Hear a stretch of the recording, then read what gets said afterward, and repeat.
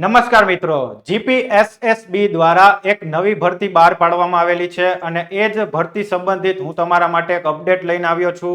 ભરતીનું નામ છે પશુધન નિરીક્ષક ક્લાસ 3 ની. તો ચલો એના વિશે પહેલા માહિતી મેળવતા પહેલા હું તમને કહી દઉં છું કે એમાં કઈ કઈ વસ્તુ આપણે કવર કરવાના છીએ આ સેશનની અંદર. બેઝિક પહેલા તો કઈ તારીખથી તમારા ફોર્મ ભરાવાની શરૂઆત થશે એ હું આવરી લઈશ. પ્લસ મેઇન જે મારે તમને કહેવાનું છે, આ ભરતી છે ફક્ત ને ફક્ત દિવ્યાંગ ઉમેદવારો માટે જ છે.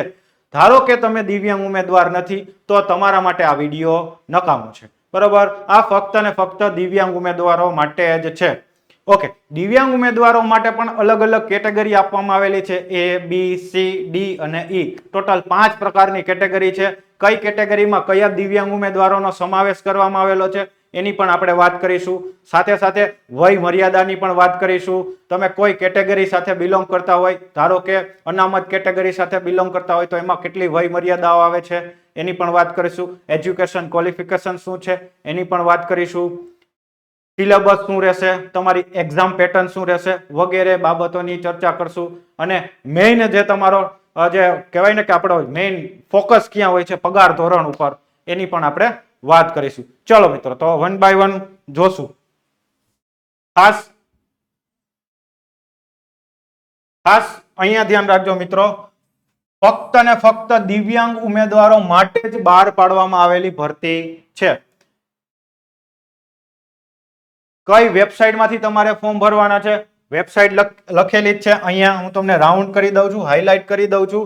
ગુજરાત સરકારની સરકારી વેબસાઇટ એટલે કે ઓજસ પોર્ટલ. ઓજસ પોર્ટલનું આખી વેબસાઇટ બોલું છું, ojas.gujarat.government.in.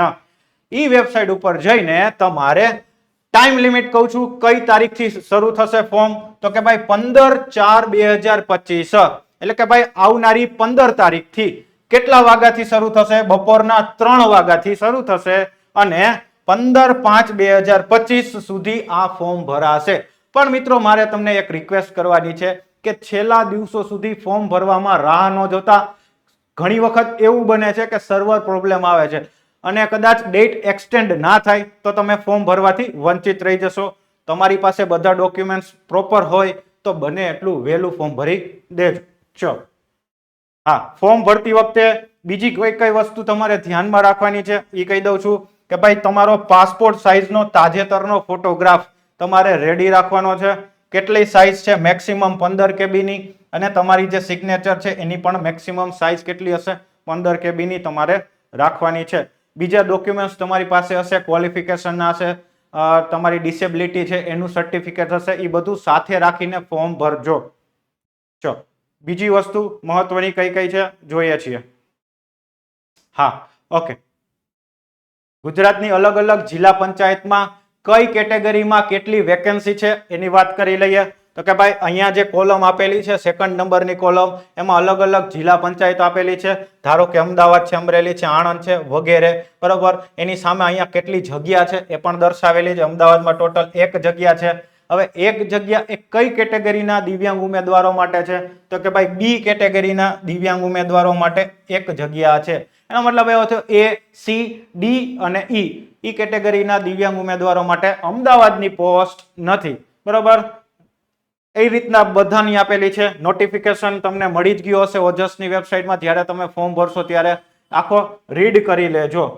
ચલો, ટોટલ જગ્યા કેટલી છે એની વાત કરી દઉં છું. ટોટલ જગ્યા છે એ 23 જગ્યા છે. એમાં A કેટેગરી છે એમાં 19 જગ્યા છે, B માં 3 છે, C માં 1 છે, હા, અને D અને E કેટેગરીના દિવ્યાંગ ઉમેદવારો માટે જગ્યા 1 પણ નથી. એનો મતલબ એવો થયો કે આ પોસ્ટ છે એ A થી લઈ અને C કેટેગરીના દિવ્યાંગ ઉમેદવારો માટે જ છે. ચલો, નેક્સ્ટ જોઈએ છીએ.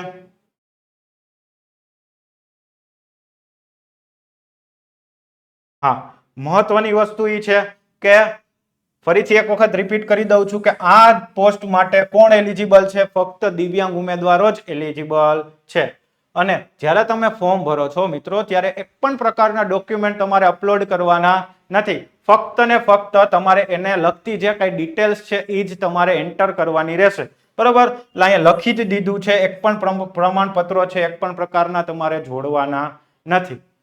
ચલો આગળ જોઈએ છીએ. ઓકે, બીજી વસ્તુ મહત્વની છે, જો કે આ તમને ખબર જ હશે કે ભાઈ તમે જે અરજી પત્રક એપ્લિકેશન ફોર્મમાં જે મોબાઈલ નંબર નાખો છો, જ્યાં સુધી ભરતી પ્રક્રિયા સંપૂર્ણ ન થઈ જાય, પૂરેપૂરી ન થઈ જાય, ત્યાં સુધી મોબાઈલ નંબર ચેન્જ કરતા નહીં. બરાબર, એટલે કે ભાઈ તમે જે મોબાઈલ નંબર એન્ટર કરેલો છે એ જાળવી રાખવાનો છે. ઓકે, અહીંયા આપેલું છે દિવ્યાંગ ઉમેદવારો માટે, તો કે ભાઈ દિવ્યાંગ ઉમેદવારોની અનામત રાખેલી દિવ્યાંગતા આધારે કેટેગરી રાખેલી છે. કઈ કઈ છે? Total A B C D and E 5 પ્રકારની કેટેગરી છે. બરોબર, હવે એ કેટેગરીમાં તમારે ફોર્મ ભરવાનું છે, પરંતુ જ્યારે ભરતી પ્રક્રિયા અંતે તમે પસંદગી જે આપણે જે મેરિટ લિસ્ટમાં તમારું નામ આવે, તો તમારું સિલેક્શન કેના આધારે થશે? તો કે ભાઈ તમે જે કેટેગરી સાથે બિલોંગ કરતા હશો ને એમાં એના આધારે થશે. ધારો કે કોઈ જનરલ કેટેગરી વાળો દિવ્યાંગ ઉમેદવાર હશે તો એમાં આવશે, ઓબીસી હશે તો ઓબીસીમાં, પણ ઘણી વખત અનામત કેટેગરી વાળાને જનરલ કેટેગરીમાં પણ સ્થાન મળે છે. શું કરવા? કારણ કે એનું મેરિટ ઊંચું હોય છે એટલા માટે. બરોબર, એટલે તમારો એ રીતના સરભર કરવામાં આવશે, ખાસ ધ્યાન રાખજો. ચલો બીજી વસ્તુ આગળ જોઈએ છીએ. અહીંયા હું અત્યાર સુધી જેટલી પણ મેં વાત કરી A B C D E category, તો કઈ કેટેગરીમાં કયા દિવ્યાંગ ઉમેદવારોનો સમાવેશ થાય? તો કે ભાઈ કેટેગરી A છે એમાં અંધત્વ અને ઓછી દ્રષ્ટિવાળા દિવ્યાંગ ઉમેદવારનો સમાવેશ થશે. કેટેગરી B માં છે એ બધિર અને ઓછું સાંભળનાર. કેટેગરી C માં તો કે ભાઈ મગજના લકવા સહિતની હલનચલનની દિવ્યાંગતા હોય, રક્તપિત્તમાંથી સાજા થયેલા હોય, વામનતા હોય, અથવા તો એસિડ એટેકનો ભોગ બનેલ અને નબળા સ્નાયુ, આમાં તમારો જો સમાવેશ થતો હોય તો તમે કેટેગરી C માં તમે એલિજિબલ છો. કેટેગરી D અને E, બરાબર, સ્વાલિનતા, બૌદ્ધિક દિવ્યાંગતા, ખાસ વિષય શીખવાની અક્ષમતા અને માનસિક બીમારી, અને E કેટેગરી માટે આપેલું છે. બરાબર, પણ ખાસ ધ્યાન રાખજો કે જે નોટિફિકેશનમાં દર્શાવેલું છે A, B અને C કેટેગરીમાં જ જગ્યા છે. D અને E સાથે આપેલા હતા, એટલે કે ધારો કે તમારો સમાવેશ D માં થતો હોય અથવા E માં થતો હોય તો તમારા માટે આ પોસ્ટ નથી. નેક્સ્ટ જોઈએ છીએ દિવ્યાંગતા. કેટેગરી A, B, C ના આધારે કેટલું તમારી પાસે અનામત કેટેગરીની ટકાવારી છે એના આધારે તમારું આપેલું છે દિવ્યાંગતાનો પ્રકાર. ધારો કે A કેટેગરી હશે તો 40 થી 70%, પછી B આખું આપેલું છે અને એના આધારે જગ્યાઓની અનામત જગ્યાઓ આપેલી છે અનામત.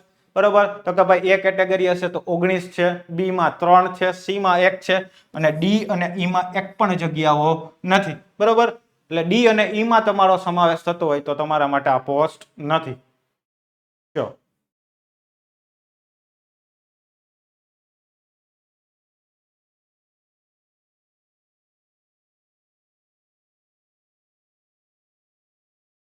ઓકે, નેક્સ્ટ છે દિવ્યાંગ માજી સૈનિક, એટલે ભાઈ એક્સ સર્વિસમેનમાં તમારો સમાવેશ થતો હોય તો તમારે ખાસ ધ્યાન રાખવાનું છે મિત્રો કે ભાઈ આ જાહેરાતમાં દર્શાવેલી જગ્યાઓ કે ભાઈ જે સીધી ભરતીમાં અનામતની જગ્યાઓની ઘટ ખાસ ભરતી ઝુંબેશ હેઠળ માત્ર દિવ્યાંગ ઉમેદવારોથી ભરવાની રહેતી હોય માટે માજી સૈનિકો માટે અનામતના ધોરણો લાગુ પડતા નથી. બરાબર, તમે માજી સૈનિક હોય તો તમને અનામતનો લાભ નહીં મળે, ફક્ત ને ફક્ત દિવ્યાંગ કેટેગરી વાળા મિત્રો માટે જ આ છે. હા, તમે માજી સૈનિક તરીકે ઉપલી વય મર્યાદા મળવાપાત્ર છૂટછાટના ધોરણો તમને લાગુ પડશે. દિવ્યાંગ હોય અને માજી સૈનિક કેટેગરીમાં તમારો સમાવેશ થતો હોય અને વય મર્યાદાની તમારે જરૂર પડતી હોય છૂટછાટની, તો એ તમને લાગુ પડશે. એટલે કે ભાઈ ઉમેદવાર પોતે માજી સૈનિક હોવો જોઈએ.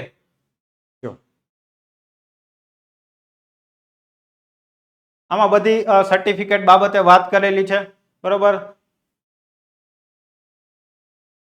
સામાજિક અને શૈક્ષણિક રીતે પછાત વર્ગના કોઈ કેટેગરીમાં બિલોંગ કરતું હોય તો એ લોકો માટે ખાસ જે નોન ક્રિમિલિયર સર્ટિફિકેટ છે, નોન ક્રિમિલિયર સર્ટિફિકેટ, બરોબર, એ સર્ટિફિકેટની ડેટ્સ ખાસ તમે ધ્યાન રાખી લેજો.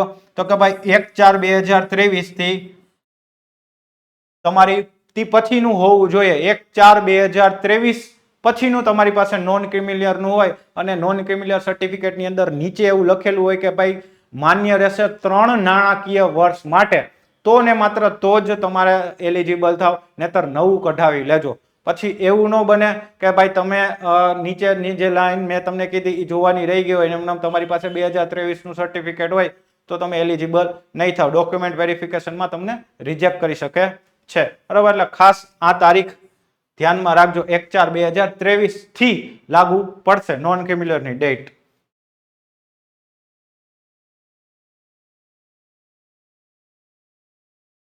ઈડબ્લ્યુએસ માટેનું છે, એમાંય અરજી કરવાની છેલ્લી તારીખ ને એ બધું આપેલું છે, બરોબર. ચલો,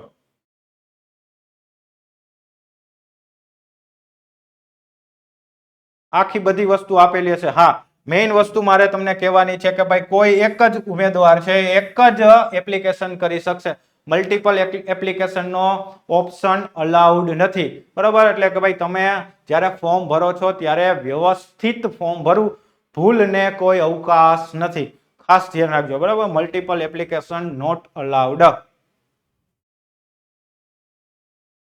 નાગરિકત્વ તમારું હોવું જોઈએ, આ બધી વસ્તુ આપેલી તમે નોટિફિકેશનમાં વાંચી લેજો. હા, ઓકે. મેઇન વસ્તુ છે શૈક્ષણિક લાયકાત અને વય મર્યાદા જોઈએ છીએ, બરાબર. પશુધન નિરીક્ષક માટેની પોસ્ટ છે, તો તમારી પાસે કઈ ડિગ્રી હોવી જરૂરી છે, તો કે ભાઈ a candidate have passed 3 years diploma in animal husbandry from any university established. Okay, જે સરકાર માન્ય જે કોઈ યુનિવર્સિટી હશે એમાં તમે ડિપ્લોમાનો કોર્સ કરેલો હોવો જોઈએ. ડિપ્લોમાનો કોર્સમાં કયો કોર્સ, તો કે ભાઈ એનિમલ હસબન્ડરી નો કોર્સ કરેલો હોવો જોઈએ. ડિપ્લોમામાં તો ઘણી બધી વસ્તુ છે, પણ એમાં એનિમલ હસબન્ડરી નો કોર્સ કરેલો હોવો જોઈએ. હા, તમે ડિસ્ટન્સ લર્નિંગ થી કરેલો હોય તો યુ આર નોટ એલિજિબલ, બરાબર. તો તમે એલિજિબલ નથી, બરાબર. સ્પષ્ટ મેન્શન કરેલું છે. અને સાથે સાથે વય મર્યાદા, તો કે ભાઈ 18 વર્ષથી નીચેના નહીં અને 33 વર્ષ કરતા ઉપરના નહીં, બરાબર. એટલે 18 થી 33 ની વય મર્યાદા આપેલી છે. હા, ધારો કે તમે અનામત કેટેગરીમાં બિલોંગ કરો છો અને તમારે છૂટછાટની જરૂર છે, તો હમણાં આગળ આવશે કેટલી તમને જે તે કેટેગરીમાં છૂટછાટ મળે છે એની પણ આપણે વાત કરી લઈએ. ચલો,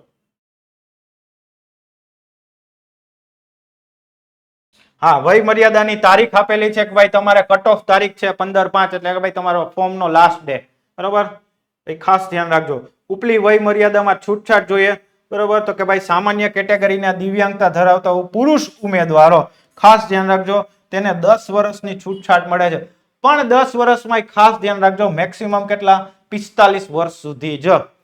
પછી સામાન્ય કેટેગરી હોય અને મહિલા ઉમેદવાર હોય તો એને 15 વર્ષની છૂટછાટ મળે છે, પણ મેક્સિમમ 45 વર્ષ. અનામત કેટેગરીના દિવ્યાંગતા ધરાવતા પુરુષ ઉમેદવારો માટે 15 વર્ષની છૂટછાટ છે, મેક્સિમમ તો 45 જ રહેશે દરેક માટે. અનામત કેટેગરી દિવ્યાંગતા ધરાવતા મહિલા ઉમેદવારો માટે એમાં 20 વર્ષની છૂટછાટ છે, પણ મહત્તમ તો 45 વર્ષ. ઓકે, માજી સૈનિકો માટે પણ મેક્સિમમ કેટલી છે, 45 વર્ષ જ છે, બરાબર. ચલો, ઓકે. બીજું આપેલું છે નો ઓબ્જેક્શન સર્ટિફિકેટ છે, ના વાંધા પ્રમાણપત્ર, બરાબર. જરૂર પડે તો તમારે એની પણ સાથે રાખજો. કોમ્પ્યુટરની જાણકારી તમારી પાસે હોવી જરૂરી છે, બરાબર. તમે ફોર્મ ભરશો ત્યારે એમાં તમારે કોમ્પ્યુટર બેઝિક નોલેજ છે, યસ કરવાનું થશે જો તમારી પાસે નોલેજ હોય તો, અધરવાઇઝ નો કરવાનું થશે, બરાબર. એટલે તમારી પાસે બેઝિક નોલેજ હોય તો તમારે કયા કયા લેવલનું તમારી પાસે હોવું જોઈએ, જે વસ્તુ કીધી છે, તો કે ભાઈ સરકારે નક્કી કરેલા અભ્યાસક્રમ મુજબ, તો કે ભાઈ કોઈ ઉમેદવાર કોમ્પ્યુટરનું બેઝિક નોલેજ ધરાવતો હોવો જોઈએ, બરાબર. એ સરકાર માન્ય યુનિવર્સિટીમાંથી અથવા તો સંસ્થામાંથી કોમ્પ્યુટરનું જ્ઞાન અંગેનો કોઈ પણ ડિપ્લોમા અથવા ડિગ્રી કે કોઈ પણ કોર્સ કરેલો હોય, સર્ટિફિકેટ કોર્સ, તો ચાલશે. એવું પ્રમાણપત્ર તમારી પાસે હોવું જોઈએ. અથવા તો ડિગ્રી કે ડિપ્લોમા એન્જિનિયરિંગ આવે છે, બરોબર. એમાં કોમ્પ્યુટર સબ્જેક્ટ સાથે તમે ભણેલા હોય તો એ તમારે ચાલશે, બરોબર. એટલે ખાસ ધ્યાન રાખજો. અને હજી કોઈ વિદ્યાર્થી એવા હોય છે કે 10મા ધોરણમાં કોમ્પ્યુટર હતું અથવા 12મા ધોરણમાં કોમ્પ્યુટર હતું, એના માટે પણ મેન્શન કરેલું છે, તો કે ભાઈ તારીખ 18/3/2016 થી ધોરણ 10 અને ધોરણ 12 અથવા ધોરણ 10 અથવા ધોરણ 12 ની પરીક્ષા કોમ્પ્યુટર વિષય સાથે પાસ કરેલા હોય તેવું પ્રમાણપત્ર તમે ધરાવતા હોવા જોઈએ. તો કોમ્પ્યુટર માટે એલિજિબિલિટી આ આટલી વસ્તુ આપેલી છે. હા, મહત્વનું જે આપણું ફોકસ હોય છે હંમેશા પગાર ધોરણ ઉપર, કેટલો પગાર રહેશે જે તે પોસ્ટમાં. તો મિત્રો ખાસ તમને કહેવાનું છે કે પ્રથમ 5 વર્ષ માટે તમારો પગાર કેવો રહેશે? ફિક્સ રહેશે, બરોબર. પ્રતિ માસ તમને 26,000 રૂપિયા મળશે. પરંતુ આ સિવાય અન્ય બીજા લાભ પણ તમને એની સાથે સાથે મળશે, પણ તમારો પગાર કેટલો રહેશે? 26,000 પ્રથમ 5 વર્ષ માટે. એટલા ઉમેદવારો સિલેક્ટ થાય છે એ લોકો માટે. હા, અને ખાસ મહત્વની વસ્તુ છે કે ભાઈ તમે ફોર્મ ભરો છો ત્યારે એક્ઝામ ફી તમારે ભરવાની છે કે નહીં? તો તમારે ફી ભરવાની નથી. અહીંયા સ્પષ્ટ મેન્શન કરી દીધું છે કે ભાઈ દિવ્યાંગ ઉમેદવારોએ અરજી અથવા પરીક્ષાની ફી ભરવાની રહેતી નથી, બરાબર. એટલે પરીક્ષાની ફી ભરવાનું ટેન્શન લેતા નહીં. ધારો કે તમને એમ થાય કે મેં ફી ભરી નથી, તો પણ ભરવાની જ નથી, બરાબર. એટલે એવું ખોટું ટેન્શન ના લેતા. ઓકે, ફરીથી કઈ વેબસાઇટમાં જઈને તમારે ફોર્મ ભરવાનું છે? તો કે ભાઈ ગુજરાત સરકારની જે ઓજસની જે વેબસાઇટ છે એમાં જઈને તમારે ફોર્મ ભરવાનું રહેશે, બરાબર. આખી બધી વસ્તુ એમાં આપેલી છે, કઈ રીતના આગળ શું કરવું, એક વખત આને વાંચી લેજો મિત્રો. ઓકે, મેઇન વસ્તુ હવે આગળ આવીએ છીએ આપણે સિલેબસની વાત કરી લઈએ. સિલેબસ કેટલો છે તમારો અને કયા કયા ટોપિક આવરી લીધા છે? મેઇન જે તમારું પશુધન ઇન્સ્પેક્ટર, બરાબર, પશુધન નિરીક્ષક અથવા લાઇવ સ્ટોક ઇન્સ્પેક્ટર, બરાબર, શું છે? તો કે ભાઈ તમારો ટોટલ 100 માર્કનું પેપર રહેશે અને ટાઈમ લિમિટ કેટલી હશે? 60 મિનિટની તમારી ટાઈમ લિમિટ રહેશે. એટલે કે ભાઈ 1 કલાકની અંદર તમારે 100 માર્કનું પેપર દઈ દેવાનું. એમાં ટોટલ 4 અલગ અલગ સબ્જેક્ટ આવરી લીધા છે કેટેગરી વાઇઝ, જેમ કે જનરલ અવેરનેસ અને જનરલ નોલેજ. એટલે કે ભાઈ જનરલ અવેરનેસ અને જીકે, બરાબર, ટોટલ 20 માર્કનું પૂછાશે અને એના ક્વેશ્ચન્સ કઈ લેંગ્વેજમાં આવશે? તો કે ગુજરાતી લેંગ્વેજમાં જ આવશે. બીજું તો કે ભાઈ ગુજરાતી લેંગ્વેજ એન્ડ ગ્રામર, તો કે એના સંખ્યા પ્રશ્નની કેટલી? 15. એનું ક્વેશ્ચનની લેંગ્વેજ કેવી હશે? ગુજરાતી જ હશે, બટ ઓબ્વિયસ ગુજરાતી છે તો ગુજરાતી રહેવાનું છે. ઇંગ્લિશ લેંગ્વેજ અને ગ્રામર હશે તો એની સંખ્યા પણ 15 હશે પ્રશ્નની. હા, ખાસ ધ્યાન રાખજો મિત્રો, જે લોકોને ઇંગ્લિશમાં તકલીફ પડે છે એ લોકો વ્યવસ્થિત પ્રેક્ટિસ કરી લેજો, કારણ કે ઇંગ્લિશ એઝ અ સબ્જેક્ટ તમારો આમાં પૂછવાનો છે. English language and grammar question પણ ઇંગ્લિશમાં હશે, ઇંગ્લિશ વાળા પોર્શનની અંદર જ. અને બીજું છે question assessing the requisite knowledge for the job and technical knowledge with regard to the educational qualification. Okay, તમારું જે એજ્યુકેશનલ ક્વોલિફિકેશન છે એના આધારે તમને ક્વેશ્ચન્સ આવશે. ટોટલ સંખ્યા કેટલી હશે? 50. એમાં તમને ઓપ્શન મળશે ગુજરાતી લેંગ્વેજના પણ ક્વેશ્ચન આવશે અને એના ઓપ્શનમાં પાછા સામે ઇંગ્લિશ લેંગ્વેજના પણ હશે. એટલે અહીંયા તમને કન્ફ્યુઝન હોય ગુજરાતીમાં શું કહેવાય જે તે સબ્જેક્ટમાં, ઇંગ્લિશમાં તમે જોઈ શકો છો, પણ અહીંયા તમારી પાસે ઓપ્શન નહીં હોય ક્વેશ્ચનના લેંગ્વેજમાં, બરાબર. એટલે ખાસ ટોટલ 100 માર્કનું પેપર, 60 મિનિટનો તમારો ટાઈમ હશે, બરાબર. આ સિલેબસની વાત કરી દીધી. અહીંયા જનરલ અવેરનેસ ને જનરલ નોલેજના ટોપિક આપેલા છે, બરાબર. આ વસ્તુ તમે જોઈ લેજો. બીજું,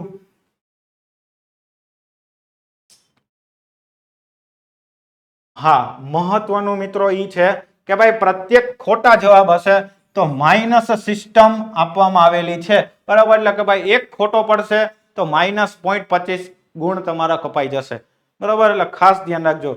ખાલી છોડેલ જવાબ દીઠ માટે પણ -0.25 ગુણ કાપવામાં આવશે, બરાબર.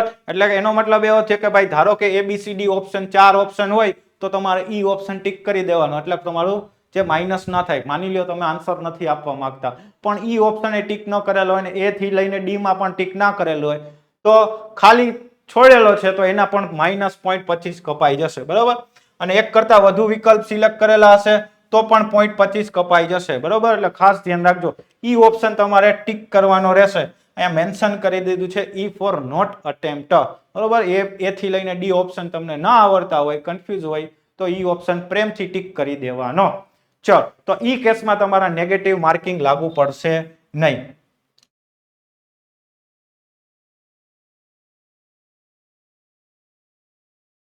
ઓકે, આ બધી વસ્તુ આપેલી છે, તમે વાંચી લેજો.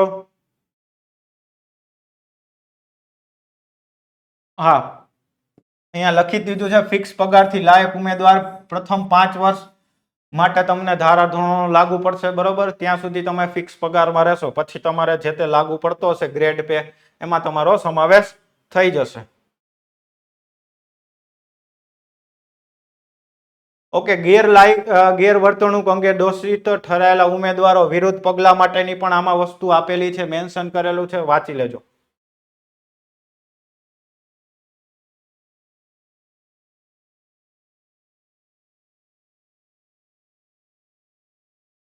હા, મેઇન વસ્તુ કે ભાઈ તમને ટોટલ 23 જગ્યાઓ છે, પણ મંડળને એટલે કે ભાઈ જીપીએસએસબી ને એવું લાગશે કે ભાઈ મારે જગ્યામાં ફેરફાર કરવો છે, તો એની સત્તા છે એ એની પાસે રહેશે, એ આ જે તે મંડળ પાસે રહેશે, બરાબર. એમાં તમે કાંઈ ઓબ્જેક્શન કરી શકશો નહીં, બરાબર.